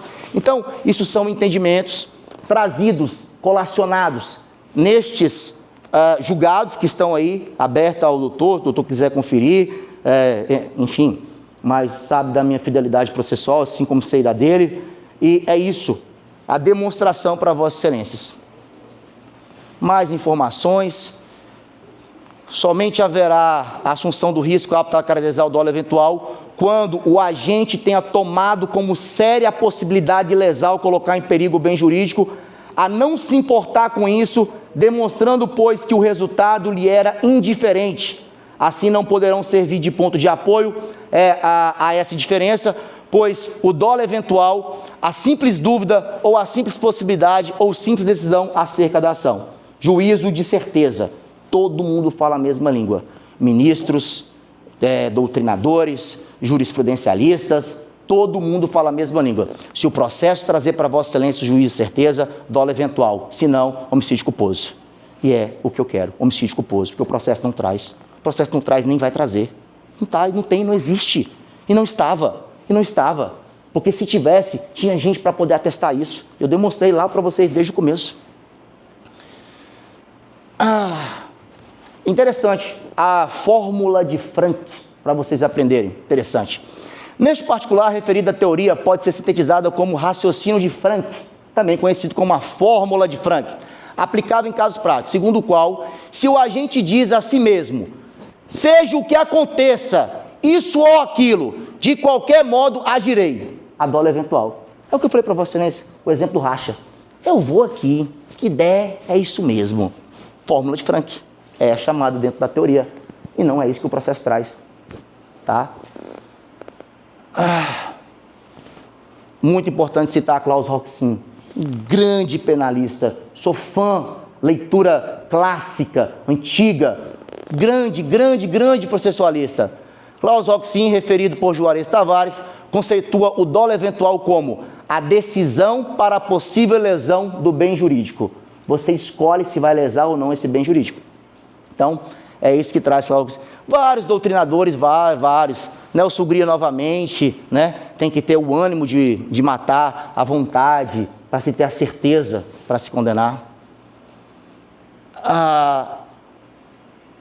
Pessoal, olha só, essa é uma jurisprudência que ela diz o seguinte: tentativa de homicídio na direção do veículo automotor, embriaguez, velocidade acima da permitida, decisão de pronúncia, desclassificação, fatos incontroversos, revaloração cabível, desclassificação da conduta para o delito previsto no artigo 302 do CTB, ausência de circunstâncias excedentes do tipo recurso não provido. Pois é, não era nem para estar aqui isso. Esse processo da forma que está, não era para a gente estar aqui hoje não, pessoal. Da forma que ele está não é, porque esse processo não traz essas circunstâncias. Era para esse processo ter já resolvido já lá no STJ ou no STF. Muito texto aqui, vou passar também pelo adiantado da hora, mas é o restante do julgado, ensinando e trazendo os mesmos fundamentos do que seria dolo eventual. Depois vocês podem pesquisar. Não é qualificado. Interessante. A qualificadora que quer passar aqui para Vossas Excelências hoje, do perigo comum, ela não pode. Há entendimentos que não se coadunam. Quem está falando isso eu não. É a doutora Laurita Vaz, grande ministra, e várias outras jurisprudências do STJ. Recurso especial, penal, recurso especial já é a última instância, toda persecução penal. Já com decisão de apelação pelo Tribunal de Segundo Grau, aí vai para o recurso especial, aí é julgado pelo ministro, terceiro grau. Vejam bem, qualificadora de perigo comum, artigo 121, parágrafo 2º e inciso 3º, vai estar na quesitação, tá? Vai estar na quesitação do Código Penal. Incompatível com a descrição para figura simples do citado delito, recurso especial conhecido e provido. Doutor, não sei se vai ser digitado, às 14h34 do dia 31, eu gostaria que constasse em ata, para fins de recurso de apelação e recurso aos tribunais superiores, que depois eu posso até mandar escrito, que o entendimento majoritário, tanto da 5ª turma quanto da 6ª turma do STJ, é que não se coaduna a qualificadora do homicídio pelo perigo comum com o dolo eventual. Esse é um entendimento firmado pelas turmas, então eu estou fazendo constar em ata essa informação para que, se o egrégio Tribunal do Júri condenar o Emerson por essa qualificadora, a nulidade já esteja constada. Faço referência à norma, à legislação penal do habeas corpus 1941-115-1115 do Paraná, tá? É um entendimento majoritário das turmas, então quero fazer constar para fins de recursos aos tribunais superiores. Depois, se quiser, eu posso mandar escrito também, não tem nenhum problema não. Tá, Júlia? Tu pontua para mim essa jurisprudência? Que eu era para mim ter feito isso, não posso esquecer. O que não está na ata, né, doutor Teixeira? Não está na vida. Não está nos autos. É isso mesmo. Aí traz aqui, seguindo aqui esse entendimento, né? Fala sobre essa questão. Aqui, olha só que interessante, eu achei até que coadunou bastante, porque fala a mesma situação. Teve uma testemunha que disse que tinha crianças na rua, né? É o mesmo caso concreto, né? Destaques ademais, que não há o que se falar e tal, aqui, ó. Admite que é costumeiro crianças brincadeira pelo bairro, como inclusive, tudo bem, mas não se conectam. Não há uma conexão, tá? Ei, doutor, desculpa, doutor Walter, eu fui até indelicado em relação, se eu quiser até que eu repita, porque quando a gente vai colocar uma questão de nulidade de ata, a gente tem que abrir para o Ministério Público, né? O senhor tem que Tá, perfeito, excelência, me perdoe. Então, esse julgado da ministra Laurita Vaz, agora de 2022, julgado recente, tem se mantido, essa corrente até agora não foi violada, não se coaduna perigo comum com dolo eventual. É entendimento majoritário em tribunal superior, tá? Olha só, sou honesto com o processo. Vocês não têm nada a ver com isso, tá? Vocês não precisam seguir entendimento do Tribunal Superior, não. Quem tem que seguir é o juiz togado, é o desembargador, e nem segue, né? Nem segue. Por isso que o STJ é abarrotado de recursos. O STJ é uma casa que é para uniformizar os tribunais de todo o Brasil. Cadê que uniformiza? Aí depois ficam reclamando que está abarrotado de HC. Pois se reúnem, façam súmulas. Súmula se respeita, pelo menos em tese, né? Aí a súmula vinculante 11, que não é para ser algemado, só salvo resquício, é todo mundo algemado. Enfim, o Brasil é complicado, é por isso que o direito é muito difícil, só fica quem gosta, porque o negócio é difícil, o cara tem que estudar todo dia. Outro, Sebastião Reis Júnior, habeas corpus, homicídio qualificado, dolo eventual, incompatibilidade do crime com a qualificadora aplicada. Prestação de instância, assistente flagrante, constrangimento legal. Tá aí, outro, esse aqui é de São Paulo. Aí vai trazer a justificativa. É incompatível, pessoal. Não era nem para nós estarmos julgando essa qualificadora aqui. A norma é clara. Aqui é outro? Eu estou voltando. Grave regimental. Homem julgado. Pois é. Isso aqui era para vir primeiro, né? Mas eu vou fechar com ele. Os antecedentes da pessoa que vocês vão julgar hoje. Nada na ficha criminal. Aqui, uma carta precatória. Vão contando. Um processo. Carta precatória. Aqui, 2 cartas precatórias, 2 processos, 3 cartas precatórias. Aqui é a ação do júri, né? Que é esse processo que vocês estão julgando hoje. E é um total de 4 processos. Desses 4, 3 são cartas precatórias e só tem um processo na vida dele. Essa certidão, eu acho que é atualizada. Eu não estou conseguindo enxergar, não. 2/6/2025, ó. Vocês que enxergam bem, porque vocês podem pensar... doutor Jader, certidão de antecedência lá de 2016, né? Traz a nova. Tá aqui a nova, ó. Nenhum crime, cidadão, não cumpre nenhum crime. Só esse que está sendo julgado hoje. Se Vossa Excelência entender pela desclassificação do crime, vai receber a reprimenda legal do homicídio culposo. O doutor havia falado que talvez estaria prescrito, mas eu não fiz o cálculo, não. Desse eu não fiz, não. Eu fiz da embriaguez ao volante. Mas é isso, a pessoa que vocês vão julgar hoje. Por isso que eu falei. Que nesse caso eu podia falar com toda certeza que poderia ser o senhor aqui de camisa azul, mexendo na barba, poderia ser o senhor dirigindo e matasse uma pessoa e está hoje no banco dos réus. O amigo aqui da camisa do Fortaleza, de camisa azul, a senhora, qualquer um de vocês. Eu. Aqui da execução penal, é sempre bom atestar o Cancún, que são os processos em andamento, e é sempre bom atestar a execução penal. Às vezes o cara está cumprindo pena, né?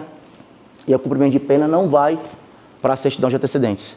Eu estou com quanto tempo, hein? Por gentileza? 7 minutos. Caminhando para o fim, não registra antecedentes criminais. Emerson limpo.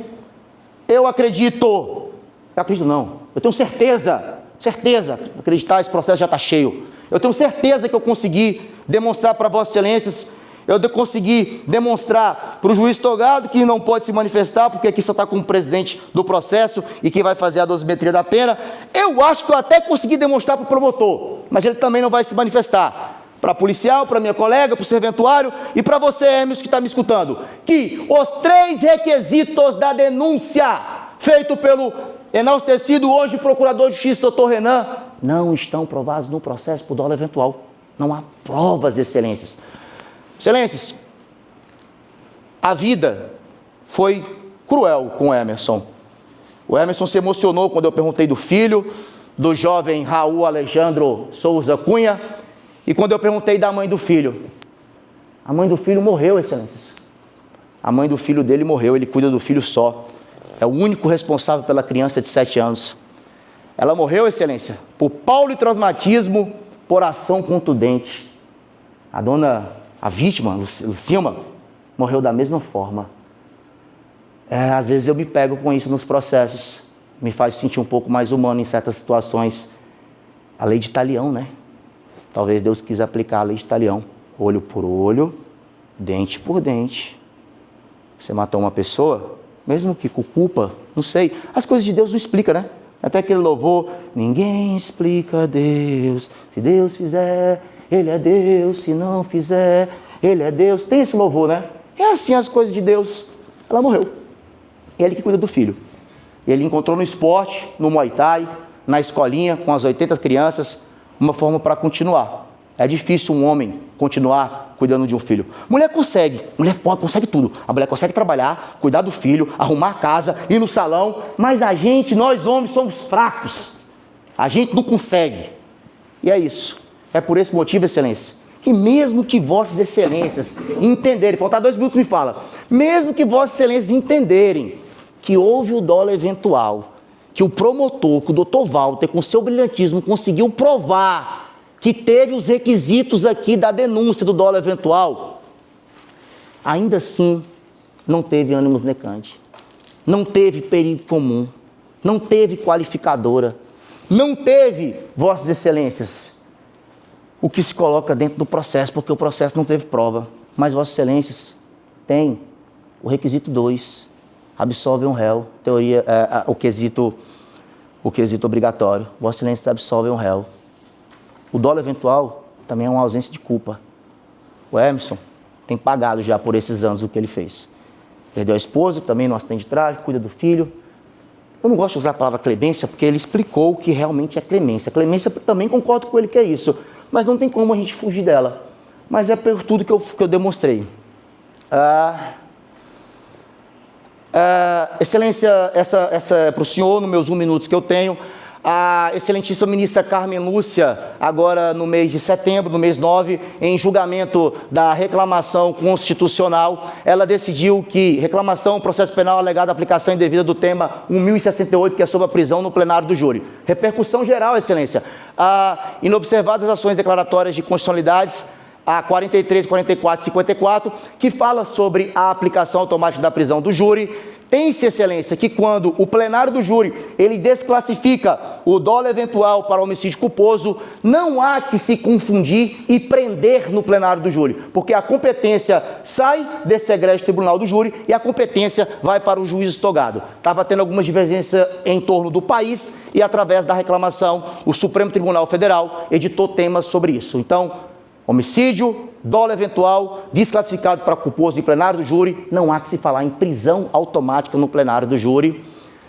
Aqui, julgado pela ministra Carmen Lúcia, dia 4 de setembro de 2025, com repercussão geral, através do tema 1068. Eu acho que eu terminei até que enfim. Doutores, obrigado por terem me ouvido com atenção, sei que está cansativo, doutor também, eu nunca vi o doutor falando assim, mas é porque o caso, ele é didático. O caso a gente tem que espremer.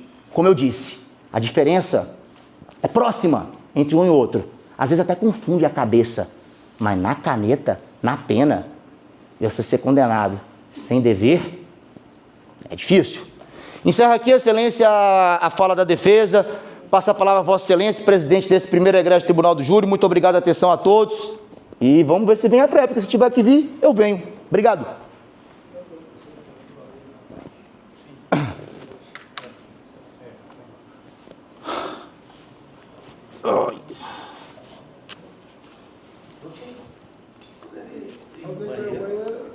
E aí?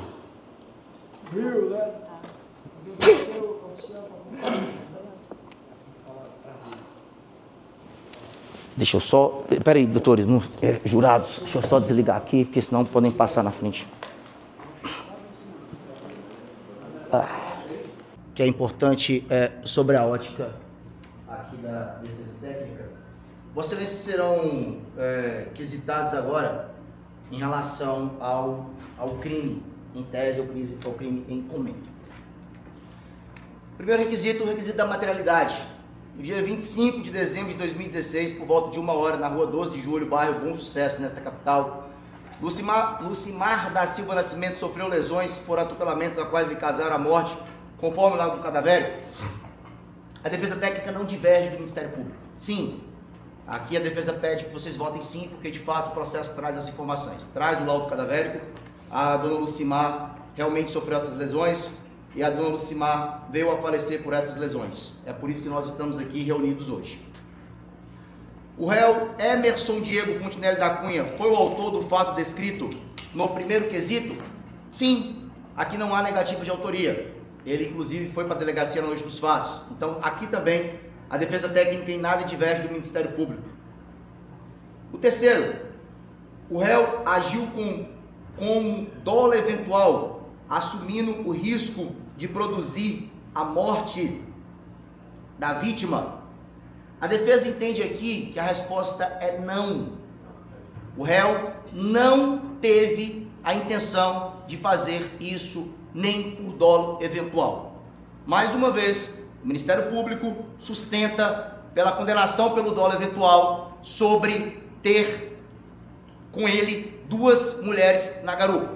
Não é o que está na denúncia do nobre promotor de justiça, Renan. Aqui, o doutor traz isso por trazer, porque o que ele fala é que o dolo eventual é caracterizado pela embriaguez, pela direção perigosa praticada e pelo risco que ele assumiu.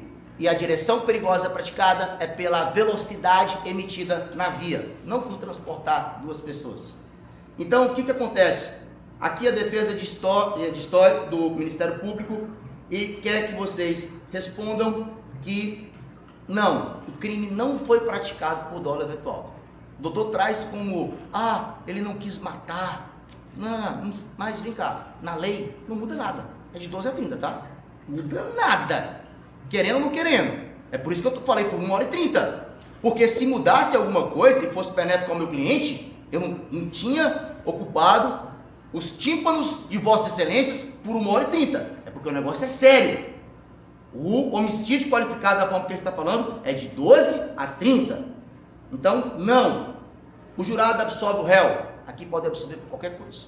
E aqui eu deixei muito claro por que eu quis absolver. Primeiro, porque ele matou sem intenção. Foi um acidente de trânsito, conforme eu trouxe toda a prova para vocês. Segundo, por conta dele ser o único responsável pelo filho hoje de 7 anos. E que se Vossa Excelência condenar o réu hoje, o réu vai ficar preso. E vai ficar preso, porque eu tenho certeza que ele não vai ficar foragido não. Esse homem tem capacidade de viver foragido não, pessoal. Por mais que ele não tenha aqui hoje, ele vai se apresentar e vai cumprir a pena dele. 14 anos, possivelmente. Nunca foi preso por esse processo. E Vossas Excelências hoje vão colocar uma pena dessa com base nesse processo, neste homem, pai de um único filho, da mãe que faleceu, da mãe, do filho dele, da esposa dele que sofreu um acidente e que morreu. Então aqui eu peço a Vossas Excelências que absolvam o réu. O quinto quesito, o réu agiu mediante meio que poderia resultar perigo comum, eis que o réu teria colocado a vida de outras pessoas em risco, considerando que o fato ocorreu em uma via movimentada, especialmente por ser festividade natalina. Pessoal, entenda uma coisa, a testemunha fala que haviam crianças naquele local, mas a rua era estreita, tinha carros de um lado e de outro, as crianças estavam dentro das suas residências, os carros estavam enfileirados na via, não há perigo comum. E isso se Vossas Excelências entenderem que os ministros do STJ estão errados quando dizem que os crimes não se compatibilizam. Porque é um entendimento majoritário, dolo eventual e perigo comum. Sabe por quê? E aí eu vou explicar para Vossas Excelências por quê. Porque no dolo eventual, você não tem a intenção. E o perigo comum requer a intenção. E eu trouxe o exemplo do cara que atira para matar outro no meio de várias pessoas. Aí há a intenção de matar? Há ânimos decantes de matar? Aí tem que se falar em qualificador do perigo comum. Se Vossas Excelências chegarem até aqui, Vossas Excelências já entenderam que o réu tem a materialidade, que foi o réu e que ele agiu por dolo eventual, porque estava bêbado e estava dirigindo em alta velocidade, colocando a vida das pessoas em risco, o que não está provado nos autos, tá? Isso eu passei 1h30 aqui, não vou repetir novamente, Vossas Excelências entenderam. E aí pergunta, aqui é um crime conexo, né? Doutor, aqui, até esse ponto aqui, eu chamo aqui o doutor Walter, a gente pode até dirimir sobre isso, porque os crimes conexos, aqui não seria a segunda série, nós teríamos que fazer a materialidade da embriaguez, a autoria da embriaguez. Eu não acho que ela é um quesito sequenciado, então, sob pena de não haver nulidade, nós devemos amadurecer aqui. Se é um crime conexo, nós temos que fazer a materialidade, porque aí vai me dar a oportunidade, e se o doutor corrigir, e Vossa Excelência, se quiser vir ainda na minha fala para corrigir isso, porque no bloco do crime conexo vai quesitar a materialidade. e vai perguntar se tem materialidade para embriaguez. E a resposta vai ser não. Eu já vou querer que esse conexo morra aí, porque não tem exame de alcoolemia. As testemunhas que eu trouxeram aqui para Vossas Excelências, a testemunha que estava aqui do lado do rapaz não sentiu o cheiro, então é não, tá? Acredito que vai ser ajustado o bloco do crime conexo. Materialidade, não para isso, muito menos autoria. Se eu quero não para materialidade, não quero para autoria. O Emerson não estava embriagado. E aí, tá pedindo aqui no dia 25 de dezembro, 26 de julho, vai mostrar essa capital, houve condução do veículo motor com capacidade de controle alterada em razão da influência de álcool? Não também. O réu Emerson Diego da Cunha praticou o fato escrito no primeiro quesito, o jurado absolve o réu, é porque só está bagunçado, mas ele fez, mas vai organizar aqui bem direitinho, com base no artigo 483 do Código de Processo Penal. É isso, pessoal, com base em tudo que foi sustentado. Eu trouxe aqui para Vossa Excelência, eu trouxe a certidão do réu, eu trouxe quem que está sendo julgado hoje. Eu peço a Vossa Excelência, o que eu sempre peço no júri, né? Eu peço justiça, eu peço que a justiça seja feita. Eu estou tão feliz, eu vou aproveitar essa fala final aqui. Ontem eu consegui uma decisão liminar no Tribunal de Justiça do Estado do Ceará para que conceda um direito a uma colega minha. Advogada, não tem nenhum antiprofissão, um absurdo esse processo, o mérito será combatido. Ela foi presa no sábado, ela se apresentou porque tinha um mandado de prisão contra ela. E nossa lei, o Estatuto da OAB, é uma lei federal. Ela foi tentada ser confrontada em 1974 através de uma ação direta de constitucionalidade. Mas o ministro Lewandowski atestou esta lei.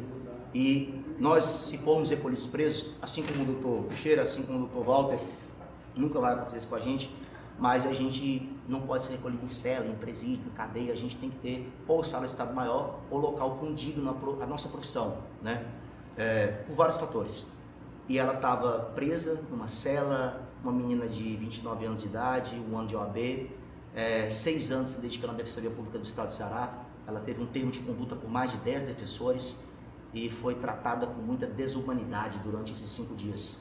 E ontem, graças a Deus, eu sou um advogado aguerrido, quando eu falei para vocês, eu tento defender a justiça, o direito. Quando vocês me verem assim, falando muito, eu falo muito, mas falo extrapolando o tempo, voltando aqui, é porque eu estou comprometido com um senso de justiça dentro do processo. Essa é a verdade, essa é a realidade. E ela conseguiu ontem, ela foi solta, ela está em casa, em prisão domiciliar, e agora vamos enfrentar o processo. Então ontem eu tive um senso de justiça de um desembargador da 2ª Câmara Criminal do Tribunal de Justiça do Estado do Ceará. Ficaria muito feliz se hoje Vossas Excelências viesse com a defesa com base em tudo que foi apresentado. Não é viesse com a defesa porque eu falei bem, ou se eu falei mal também, não sei, nunca vou saber, vocês não expressam nada, mas é porque eu não dormi de ontem para hoje, estudando esse processo, não costumo fazer muito dolo eventual. Aqui no Ceará me contrata muito para esse pessoal de organização criminosa, acham que eu sou bom e me contratam muito, às vezes dá certo, enfim, negativa de autoria. E esse crime do dolo eventual é o primeiro crime que eu faço aqui no estado do Ceará. Já fiz dolo eventual em Minas Gerais, fiz dolo eventual em São Paulo, mas no Ceará, a primeira vez. E eu não sei qual é a sensação que os cearenses, os alencarinos, têm sobre isso. E foi por isso, eu peço desculpa se alguém se incomodou no começo, que eu disse que realmente, de fato, pode acontecer com qualquer um de nós. Porque a gente que está no trânsito, a gente está dirigindo, a gente é passivo de matar alguém. E se acontecer comigo, por exemplo, eu gostaria de ser defendido como hoje eu defendi o Emerson. Eu gostaria de ser julgado como eu pretendo que vocês julguem o Emerson, colocando esse crime como homicídio culposo. O Emerson não teve intenção, não estava embriagado, não pilotou a moto. Quem está dizendo isso não sou eu. Quem disse isso para Vossas Excelências hoje foi o processo. Obrigado. Excelência, encerra minha fala. Muito obrigado, atenção a todos.